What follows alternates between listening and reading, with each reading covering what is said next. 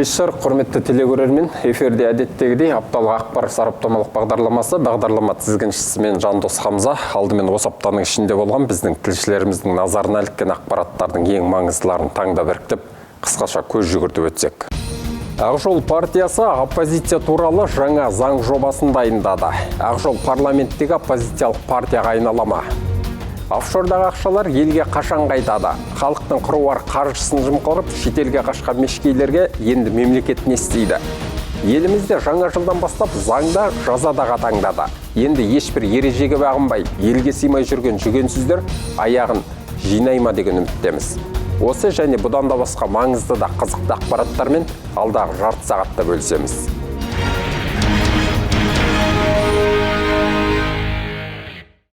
Өткен жылы өздеріңіз жақсы білесіздер, елбасы Нұрсұлтан Назарбаев өз өкілеттілігін тоқтатып, тізгінді қазіргі президентіміз Қасым-Жомарт Тоқаевқа салтанатты түрде табыстаған соң, елімізде жаңа президенттік кезең басталды. Жаңа президенттен тез арада жаңа өзгерістер күткен ел жұрт үміті тіптен ақталмады деп аузымызды қу шөппен сүртуден аулақпыз.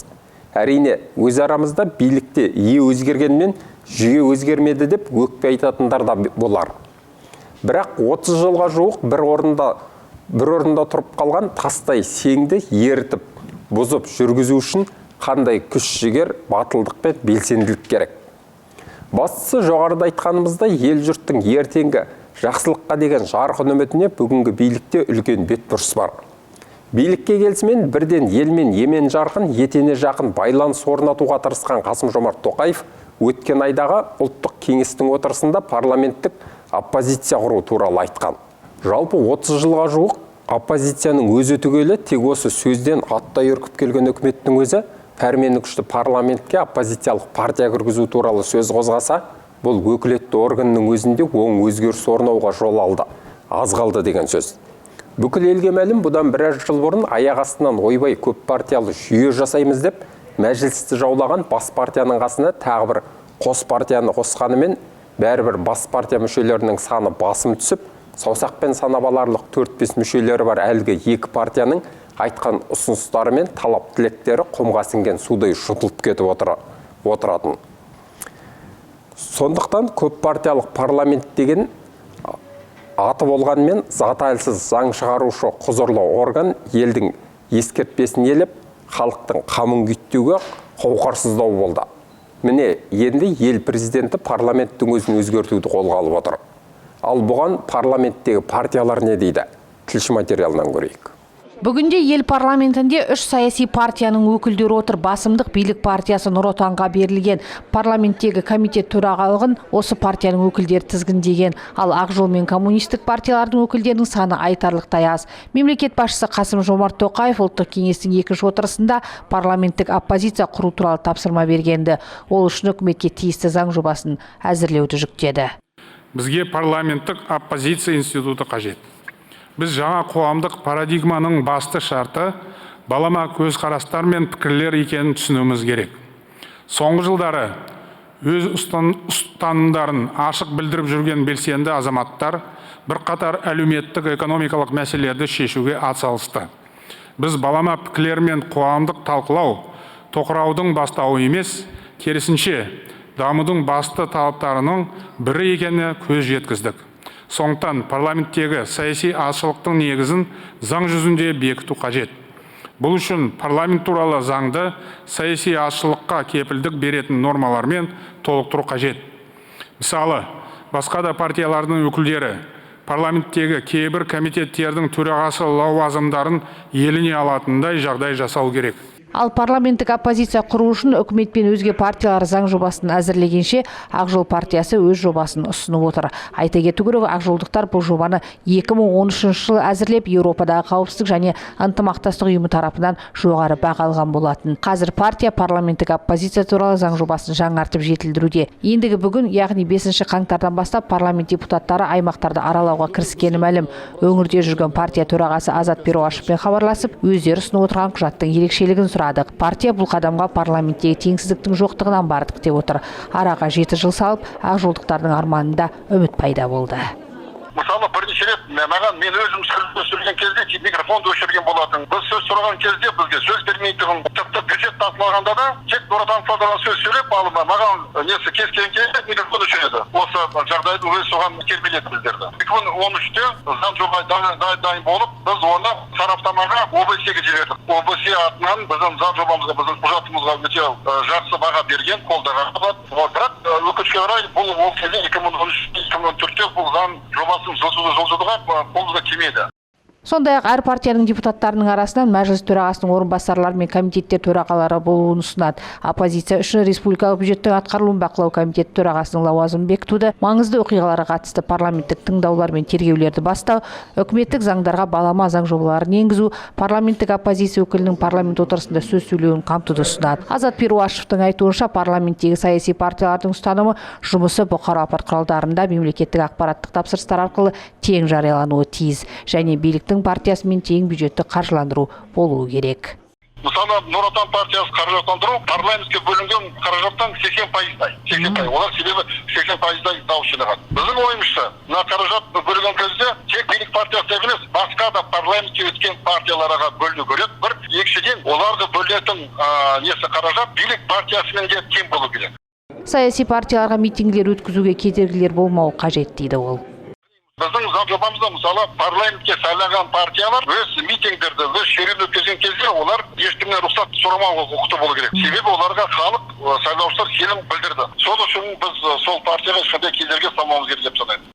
Жобада оппозиция депутаттарының өз өкілеттіктерін кедергісіз жүзеге асыруы, парламенттік иммунитеттен және мандаттан айырылудан тек өз фракцияларының келісімімен шешуі қарастырылған. Еске сала кетейік, өткен жылдың соңында болған ұлттық кеңесте президент саяси партиялардың санын арттыру үшін партия мүшелерінің санын 2 есеге қысқартып, кем дегенде 20 мың мүшесі болуы тиіс дегенді. Әселім Қалкен, Ахмедияр Ильясов, ТДК қырғек телеарнасы, Елордадан. Есебі түгелел ешкімге есесін жібермейді және еңсесі де тік. Осы біз есебімізді түгендеу, ешкімге есемізді жібермеу мәселесінде жерге қарамағанымызбен еңсемізді жоғарыда көтере алмайтынымыз сияқты көрінеміз. Неге? Білгенге бұның себебі де жетерлік. Бірақ бүгін біз сол сансыз себептердің біреуіне ғана тоқталып өтеміз. Сыбайлас жемқорлық деген спид сияқты сұмдық жазылмайтын және жуық уақытта дауасы да табылмайтын дерт бүгінде дүйім дүниені дағдартып, қаншама халықтың аузындағы ағадал асын, елдің несібесін тартып алып аңыратып отыр. Сол сыбайлас жемқорлық дертіне шалдығып, анау жылдары ауыр дертке төтеп беретін бойындағы дәруменінен айырылған, қазір сан соғып қайғырып отырған елдердің қатарында өкінішке орай өз отанымыз да бар. Жемқорлық жазылмайтын індет дегенімізбен дауасы жоқ, дерт болмайды деген сөзге сүйенсек, бармақ басты көз қыстылықты бір жола жеңбегенмен сыбайластық сырқатынан мүмкіндігінше сауыққан Сингапур, Малайзия сынды мемлекеттерде бар. Соған қарағанда сыбайлас жемқорлықтан да құтылуға болады. Бірақ еліміздегі сыбайлас жемқорлыққа қарсы іс-қимыл агенттігі өкілдерінің дерегінше бүгінде сыбайлас жемқорлыққа қатысы бар 65 қылмыскер жасырын бой тасалап жүрсе, солардың тең жартысы қыруар қаржыны жымқырып шетел асқандар. Елімізден ақша ұрлап қашқан мешкейлер тізімінің көшбасына әлемнің әйгілі әперисі Әблязов пен экс-әкім Виктор Храпунов қонақтаған. Қалғандарының да есімдерін ел танымағанмен ұрланған ақшалары қомақты, миллиардтаған долларлар. Қысқасы, еліміз егемендікке қол жеткізген 29 жылда Қазақстаннан заңсыз 167 миллиард доллар офшорға шығарылған. Бір елді асырауға жететіндей мұндай қаржы тәуелсіздік жылдарында біздің ұлттық қорымызға да жиналмаған. Мұншама ақшаны қатардағы қарапайым адам ел аумағынан қалай шығарып шетелдік офшорға салады, қайда жасырады? Яғни шетелде жасырынған сыбайлас қылмыскерлердің бәрі дерлік билік басындағы министрліктер мен облысты басқарған Храпуновтар сияқты алаяқтар. Ал енді сол шетелдік офшорлардағы ақшаларды мемлекет елге қалай алдырмақ? Тілші сюжетінен тыңдайық. Сыбайлас жемқорлық белең алған елдердің қатарында көрнекті орында тұрған Қазақстанның бұл дерттен айығуы қиынға түсіп отыр. Заң қатаңдатылды, бақылау күшейтілді дегенмен қазынаға қол сұғуда алдына жан салмайтын жемқорлардың тәбеті таусылар емес. Бүгінде сыбайлас жемқорлыққа қатысы бар 65 қылмыскер іздеуде жүрсе, соның 33-і шетелде қашып жүр. Әрине, қашқындар көшін Женевада бой тасалап жүрген экс-әкім Храпунов, Францияда отырған экс-банкир Әблязовтер бастап отыр. Әрине, олардың ішінде енді Әблязов бар, Рысқалиев бар, Храпунов бар, басқа да тұлғалар бар. Енді іздестіру жұмыстары жүргізіліп жатыр. Жасырын түрде жүргізілгеннен кейін енді нақты айта алмаймыз, бірақ белсенді түрде бұл жұмыс атқарылып жатыр. Тіпті бұл қашқындарды тезірек ұстап елге әкелу үшін Қазақстан Еуропа кеңесінің сыбайлас жемқорлыққа қарсы тобының құрамына мүше болды. Сонымен қатар елден заңсыз шығарылған активтерді қайтаруға себін тигізеді. Бүгінде бұл ұйымға әлемнің 50 елі кіріпті. Іздестіруде жүрген қылмыскерлерді елге қайтару жөнінде және заңсыз тапқан мүлкін және ақшасын елге қайтару. Сондықтан ол келешекте жасалатын жұмыс. Біз бұл бағытта белсенді жұмыс атқарып келе жатырмыз. Қазіргі таңда 65 қылмыскер іздестірілуде, сыбайлас жемқорлыққа қарсы қызметпен. Солардың ішінде 33-і шетелде жүргендер. Халықаралық сарапшылардың мәліметіне сүйенсек, Қазақстаннан заңсыз түрде 167 миллиард доллар офшорға шығарылған. Мұндай қаражатты тәуелсіздік жылдарында ұлттық қорға жинап үлгерген жоқпыз. Әселім Қалкен, Ахмедияр Ильясов, ТДК қыркүйек телеарнасы, Елордадан. Жылма-жыл бүгінгідей жыл басталғанда мәжіліс және сенат депутаттарының өз сайлаушыларымен жүздесіп, өңірлерге жұмыс сапарының басталатыны белгілі.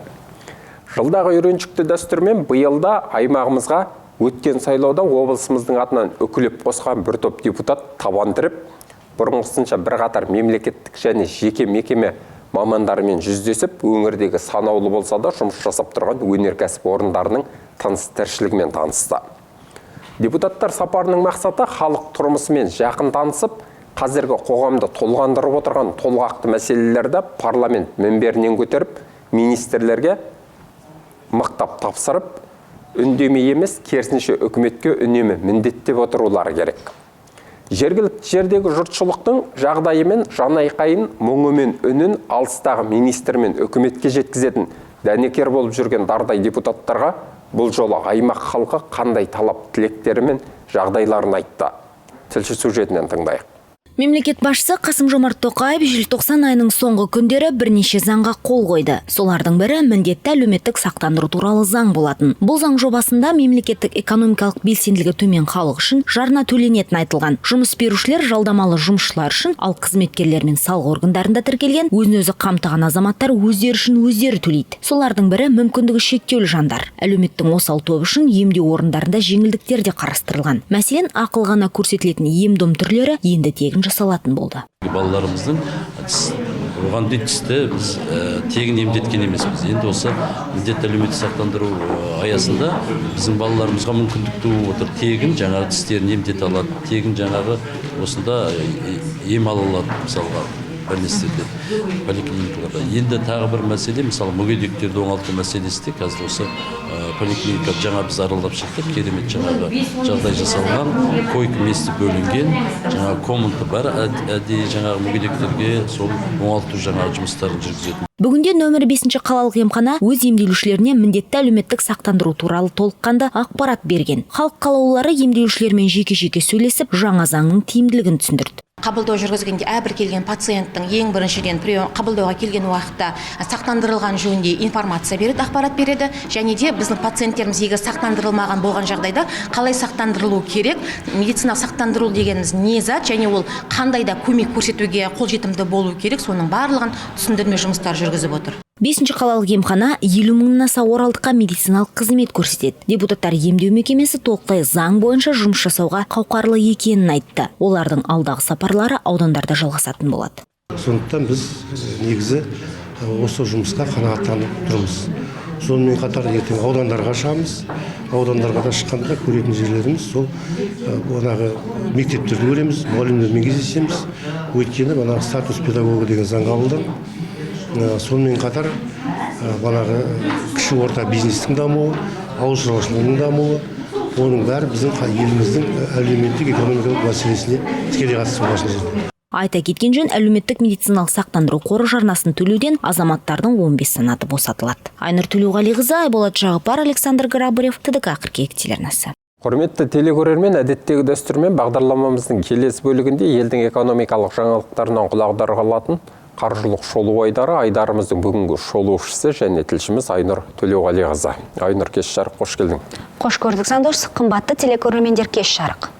Айнұр, әлбетте елдің экономикасы үшін қандай да бір баға бере қоюға әлі ерте, жыл жаңадан басталып жатыр. Бір елеулі жаңалықтар бола қояды дейтіндей де уақыт болған жоқ. Сонда да болса биылғы жыл қалай басталды және қандай болжамдар бар? Жандос, рахмет, сөзіңнің жаны бар. Жалпы еліміздің экономикасы мұнайға тәуелді болғандықтан, бүгінгі таңда аз да болса көңілді көншітетін жағымды жаңалық мұнай бағасының қымбаттауы. Сонымен қатар қыз-келіншектер үшін бұл жағымды жаңалық деп айта алмаймын. Күміс пен алтынның бағасы 1,5 есеге дейін қымбаттады. Бұның негізгі себебі экономикалық дағдарысқа байланысты болып отыр.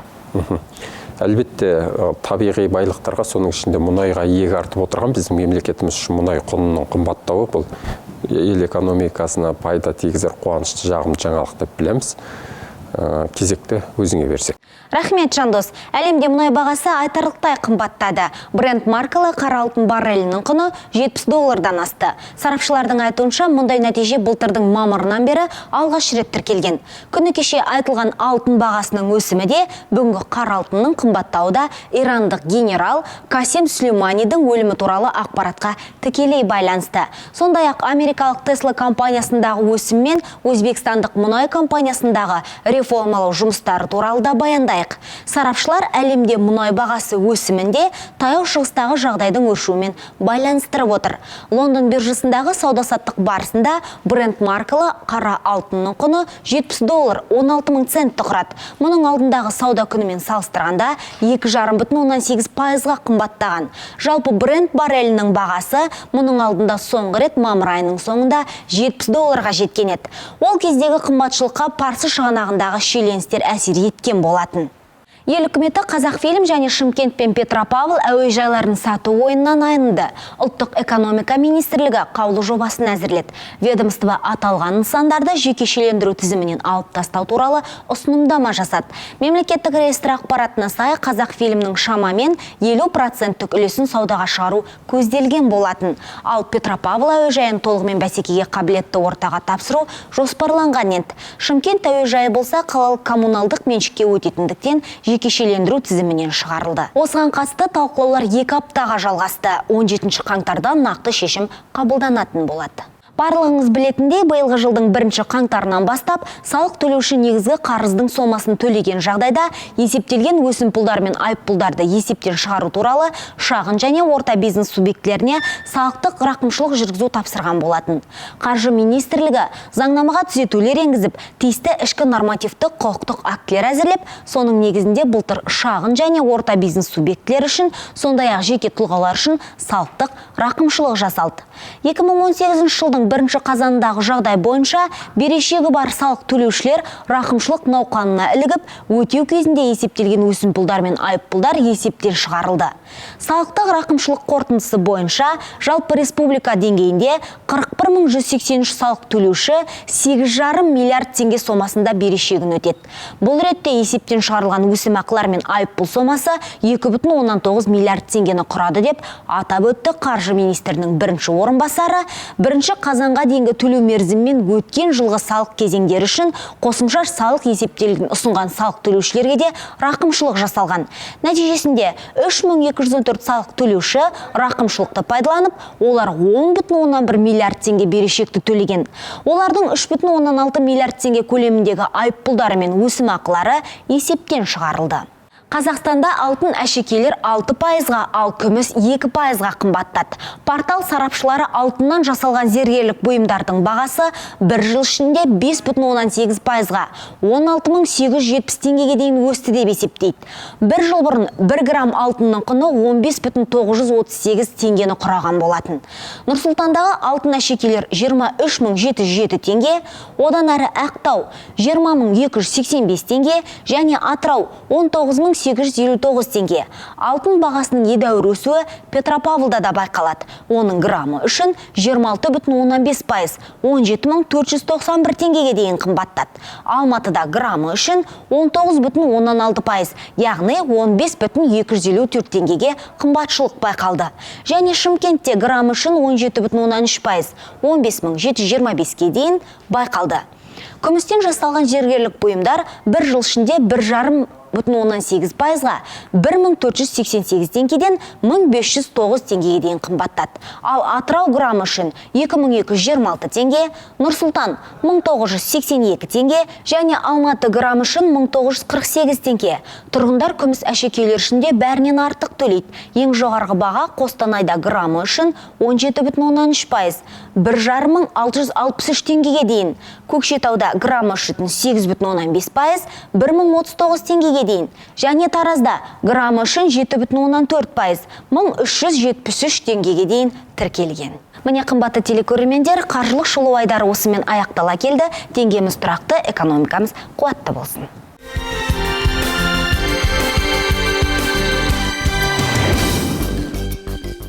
Елімізде президенттің пәрменімен жаңа жылдан бастап заңда жазада қатаңдатылды.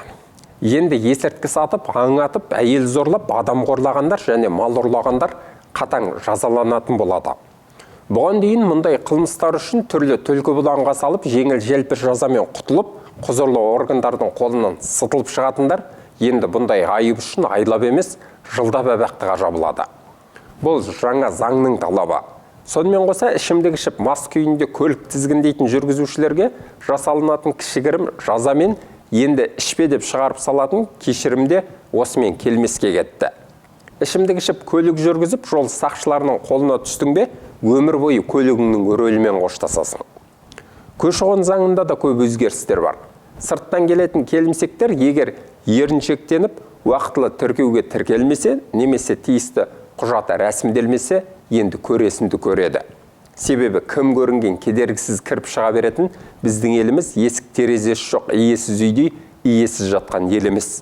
Заңы осал елді кім көрінгеннің басынатыны белгілі. Ал заң қатаңдаса, ел азаматтары да тәртіпті болмақ. Тілші сюжетінен толығырақ. Биыл Батыс Қазақстан облысында 407 мал ұрлығы тіркелген, 247 істің тергеу жұмыстары аяқталып, сотқа жолданған. Сал мамандарының дерегіне сүйенсек, 35 қылмыс ауыр деп бағаланып отыр. Мал ұрлығына тосқауыл болу үшін заңнамаға енген өзгерістер қаңтардың 11-інде өз күшіне енбек. Бұған дейін осы қылмыс жалпы ұрлық ретінде қаралып келген еді. Енді аталмыш қылмыс 188-де бір бабы бойынша мал ұрлығы бөлек қаралып, қылмыс жасағандар 5 жылға дейін сотталады. Сондай-ақ ұрлықтың сомасы көп болса, қылмысты топ болып жасаған баугөспелер зардап шеккен тараппен татуласу құқығынан айырылып, 12 жылға дейін бас бостандығынан айырылады. Қазіргі қолданыста бұл заңмен 3 жылға дейін болса, бірінші бөлімі жоба 11 қаңтардан бастап ол жаза 5 жылға дейін ұзатылған. Дәл солай екінші бөлімі 5 жылға дейін болатын болса, қазір таңда, ал 11 қаңтардан бастап 3 жылдан 7 жылға дейін. Уже екінші бөлімнен бастап уже ауыр санатқа енгізілген, қылмыстың ауыр санатына, бұл қылмыстың ауыр санатына енгізілген себебі ол уже тергеу барысында тараптар татуласа алмайды. Қылмыстық кодекстегі тағы бір өзгерту мас күйінде көлік жүргізген азаматтарға қатысты болып отыр. Полиция қызметкерлері ащы суға тойып, темір тұлпарда тізгіндеудің өзі қылмыс дейді. Жаңа заңнамаға сәйкес мас күйінде көлік жүргізгендер 10 жылға дейін бас бостандығынан айырылып, өмір бойы жүргізуші құқығынан айырылады. Ужесточает ответственность за управление транспортными средствами. Мас күйінде көлік жүргізген азаматтарға қатысты заңнама талаптары да өзгеріп отыр. Жаңа заңға сәйкес мас күйінде көлік басқарған азаматтар 1 жылға дейін бас бостандығынан айырылып, 10 жылға дейін көлік жүргізу құқығынан да айырылады. 345 баптың 2-ші тармағы бойынша олар 3 жылға дейін, ал 3-ші тармақ бойынша 7 жылға дейін жазаларын түрмеде өтейді. Сондай-ақ көші-қон заңнамасы да өзгертіске ұшырап отыр. Өзге елдің азаматтары еліміздің аумағында 30 тәулікке дейін бола алады. Ал осы уақыт өткеннен кейін шетелдікті шақырған жеке тұлға немесе заңды тұлға тіркеуі тиіс. Заңнамада өзге елдің азаматын шақырып отырған қазақстандыққа жауапкершілік күшейтілген. Шетел азаматтар тіркеуден босатылған. Бұл енді 30 тәулік өткеннен кейін, тіркелгеннен кейін қабылдаушы тұлғалар, мекемелер өздері жазбаша түрде көші-қон саласын ескертеді. Содан кейін уақытша тұруға рұқсат қағаздарын алады. Енді адам ұрлағандар, есірткі тасымалдап, оны саудалағандар өмір бойы бас бостандығынан айырылады. Нашаны жасырын жарнамалаған адам 6 жылға дейін түрмеде жазасын өтейтін болады. Сондай-ақ адам зорлап, ұрлап өлтіргендер өмір бойы бас бостандығынан айырылады. Заң күшейтілді. Енді тергеу бұрмаламай, әділ жүргізетін полиция, әділ шешім шығаратын сот болсын деп тілейік. Ажар Хамитова, Нұрлан Кунашев, Рустам Жұмашев, ТДК 2 телеарнасы. Шаһарымыздағы жалғыз ғана мемлекеттік жайық самалы бассейні 1 жылға жуық уақыттан бері жұмыс жасамай қаңтарылып тұр. Бұның зардабын шаһарымыздағы су спортымен шұғылданатын спортшылар мен басқа да осы спорт түріне қызығушылығы зор әуесқой көрендер тартып отыр. Жаз маусымында өзен-көлдерге түсетін қарапайым қала тұрғындары да қыс басталғалы әуездің жоқтығынан суға шомылудан қалған. Ал ана жылы арнайы күрделі жөндеуге жабылған спорт кешені қашан пайдалануға берілетіні белгісіз. Бұл сұраққа тіпті Батыс Қазақстан облыстық дене шынықтыру және спорт басқармасының мамандары да нақты жауап бере алмай отыр. Неге? Толығырақ тілші сюжетінен көрейік. Сапасы жүргізілген құрылыс жұмыстары, нысандағы бөлме температурасының тұрақсыздығы және негізгі жүзу бөлімінен судың тысқа ағып кетуі себептерінен жайық самалы жүзу бассейні жұмысын тоқтатқан. Қазір 410 жасөспірім Оралдағы өзге спорттық мекемеде жаттығып жүр. 1 сәуір 2019 жылы күрделі жөндеу жайық самалында басталды. 15 қыркүйекте бітуге мерзімі 15 қыркүйекке дейін. Бірақ өкінішке орай бүгінгі таңда объектті қабылдай алмай жатыр.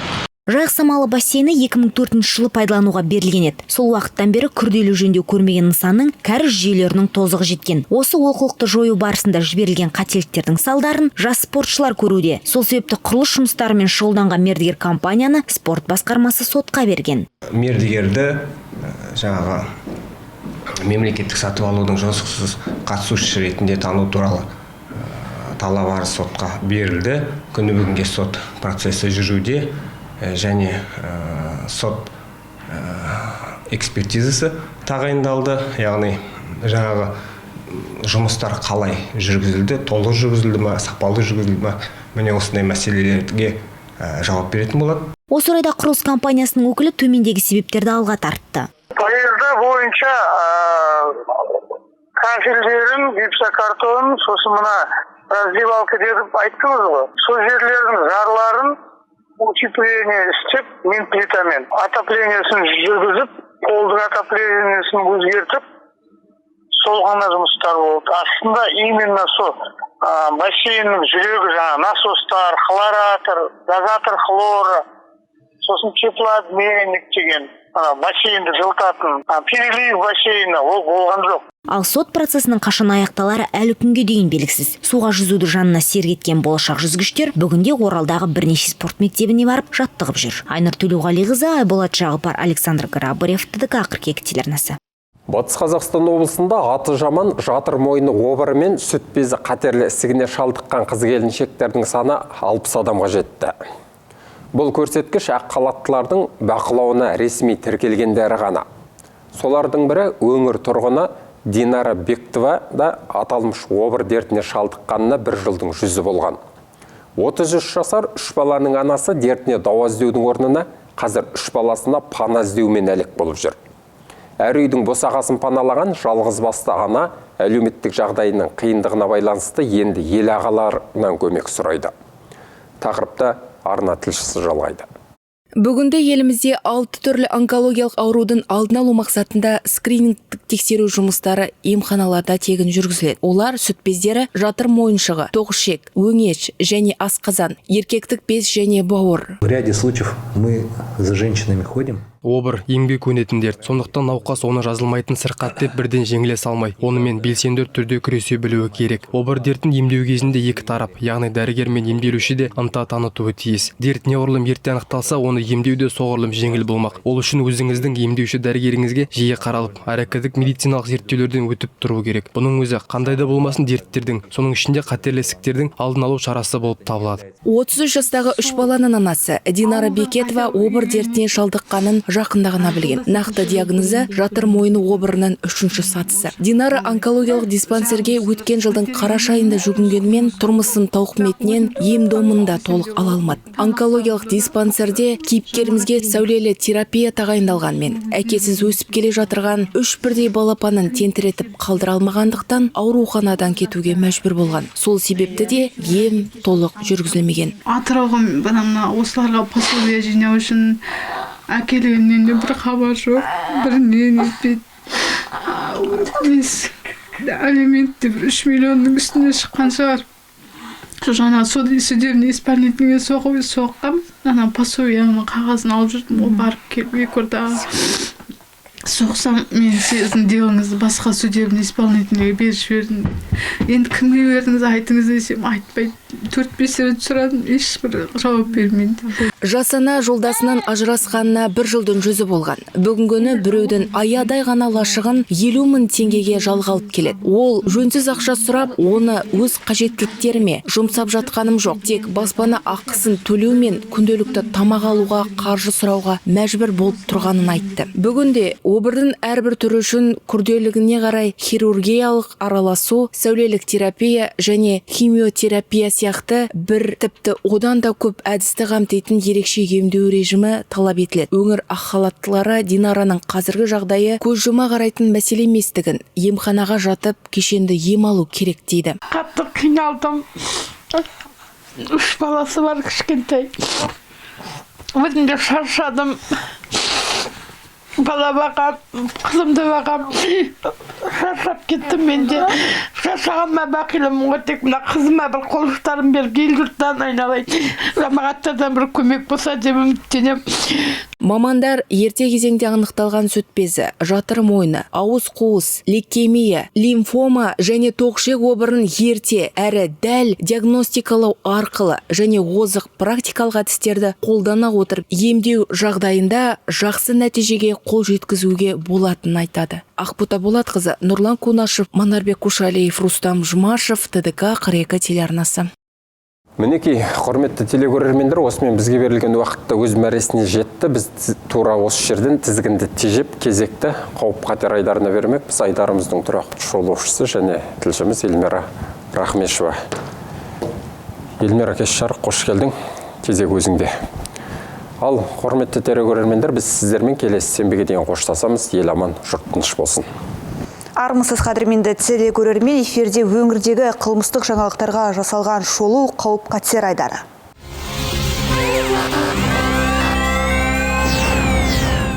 Оралдық сарбаздар тапаншамен қаруланған жігітті ұстап алды. Ұлттық ұлан жауынгерлері 3 қаңтар күні кешкі сағат 18:30 шамасында Матросов пен Громов көшелерінің қиылысында қолында қара сөмкесі бар күдікті ер адамды қолға түсірген.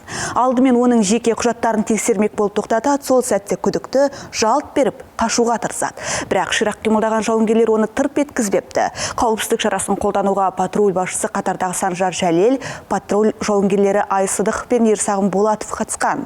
Оқиға орнына полицияның жедел тергеу тобы шақырылды. Күдікті полиция бөліміне жеткізілген. Әлгі адамның қаруды қайдан алғаны және қандай мақсатпен көшеде ұстап жүргені анықталу үстінде. Өткен жылы Оралда ұлттық ұлан жауынгерлері 60-тан аса құқық бұзушылықтың алдын алған.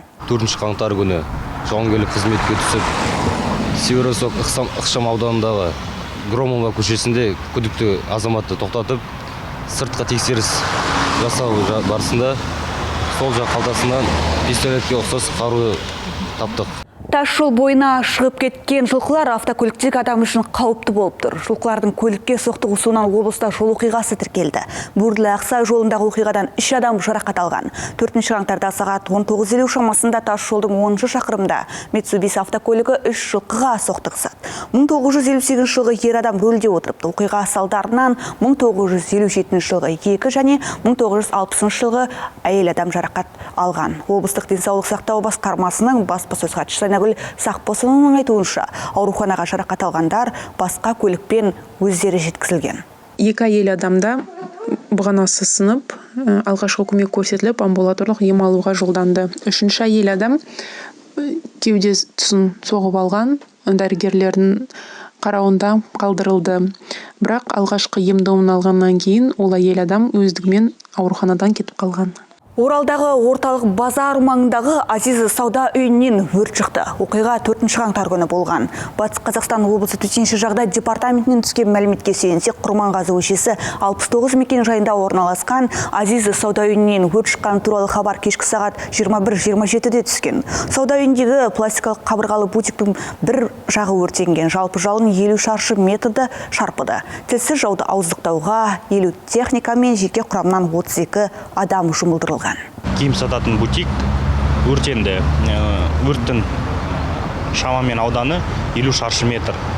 Өрт сөндіруге 10 бірлік техника және 32 адам жеке құрам қатысты. Оралда жол апатынан 1 адам қаза тауып, 2 жарақат алды. Газель автокөлігінің жүргізушісі Штыв көшесімен қиылыста рөлге ие бола алмай тоқтап тұрған қар тазартатын трактормен соқтығысқан. Соның салдарынан Газель автокөлігінде отырған қала тұрғыны қаза тапты. 3 жасар бала қалалық Көпбейінді ауруханаға жеткізілген.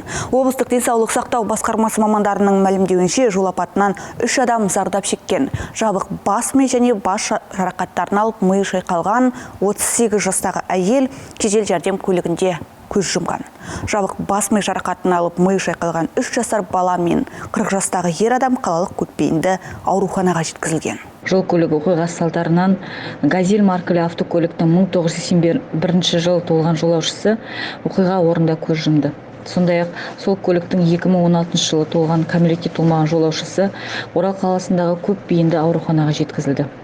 Қазіргі уақытта атаған факті бойынша қылмыстық кодекстің 345 бабы 3 бөліміне сәйкес сотқа дейінгі тергеу амалдары басталды. Орал қаласының тұрғыны ірі көлемде балық тасымалдаған үшін ұсталды. Тасымалдау кезінде көлік иесінің рұқсат қағазда болмаған. Көлік тізгіндеуші көлікке тиелген 1 тонна балықтың қайдан келгені туралы нақты түсініктеме берген жоқ. Табан, жайын және сазан түріндегі балықтар уақытша тоңазытқыштарға сақтауға жіберілді. Кейін 1 тонна балық мемлекет меншігіне өтеді. Сала мамандарының мәліметінше, қазіргі таңда браконьерлік фактілері жиі тіркелгендіктен заңсыз аң аулау және тасымалдау, ағаш кесу үшін де жаза күшейтілді. Бұдан былай мұның барлығы үшін нақты мерзімге бас бостандығынан айыру көзделуде. Ішкі істер органдарының өкілдері аймақтағы браконьер жедел алдын алу шараларының басталғанын, рейдтік шара ақпан айына дейін жалғасатындығын еске салады. Азамат осы джип автокөлігімен көршілес облысынан, Атырау облысынан заңсыз осындай балық тасымалдау кезінде ұсталған. Тоқтатылып, қазір тексеріс жүргізіп жатыр. Қазір мына осы балықтардың санын білеміз, түрін білеміз, қандай түр екен, сосын әрі салмағын білеміз. Соған қарап, оған ешқандай ұқсатты құжаттары жоқ.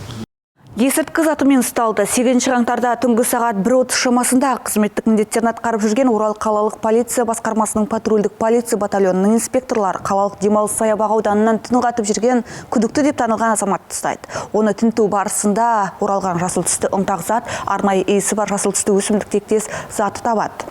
Өсімдік тектес заттарды санай келе инспекторлар 40 данның қорапшаға салынғанын анықтады. Бұл азаматтан тәркіленген есірткі тектес заттар арнайы сараптамаға жіберіліп отыр. Тәртіп сақшылары жеке бас туралы мәліметтерді жинақтағанда 1979 жылғы еш жерде жұмыс жасамайтын Орал қаласының тумасы екендігін анықтады. Бұған дейін де заң алдында жауапталғаны белгілі болды, қолынан ешқайда кетпейтіні туралы хаттама алынған. Қадірменді телекөрермен қауіп-қатер айдары осымен тәмам. Түрлі қылмыскерлер мен алаяқтардан, төтенше жағдайлардан сақ болғайсыздар. Алдағы аптада эфирде аман саулықта жүздесейік.